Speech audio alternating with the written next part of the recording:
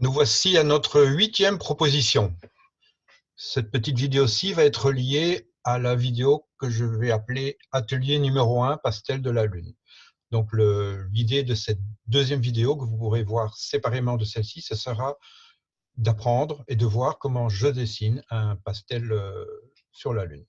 Donc dans cette vidéo, on parlera du matériel de dessin, tout le matériel que j'utilise pour réaliser ça. Vous allez voir que c'est du matériel extrêmement simple. On en parle dans la vidéo. La méthode de base est expliquée également. Voilà le matériel que j'utilise, mais tout ça va être expliqué vraiment dans cette vidéo. Le cratère qu'on va utiliser pour faire l'exercice, c'est le cratère Eratosthène qui se trouve au sud, juste au sud de la mer des Pluies, au niveau des monts Apennins. Donc c'est un cratère qui est relativement proche du centre de la Lune, du centre du méridien, je dirais, qui fait face à la Terre.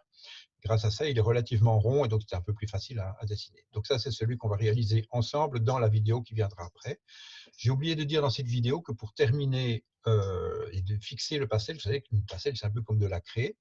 Pour terminer ça, je conseille d'utiliser un fixatif. Le lac pour cheveux, bon marché, marche très très bien pour ça. N'hésitez pas à l'utiliser. En plus, l'odeur n'est pas trop désagréable, donc c'est pas mal. Plus compliqué, évidemment, ce serait de dessiner la Lune entière, plus qu'un cratère. Là, il y a beaucoup de matière. Donc là, c'est plus complexe. Voilà la Lune dessinée à l'œil nu. On voit la mer des Crises, on la devine là. Voici la Lune au premier croissant. Donc là, on voit également, on retrouve de nouveau la mer des Crises ici. On voit le terminateur qui est dessiné. On se rend compte que là, il faudra plus de temps. Il n'y a pas qu'un cratère à dessiner et il ne faut pas trop se tromper dans ce qu'on fait. Donc c'est un peu plus compliqué. On voit ici l'image de la lumière cendrée avec ce petit ombrun dont je parlerai dans la vidéo. Ensuite, voici un pastel que j'ai réalisé en 2 heures.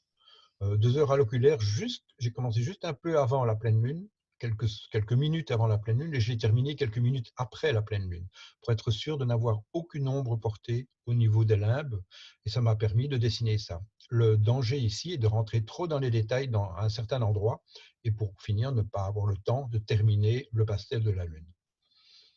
La Terre tourne, hein, n'oublions pas.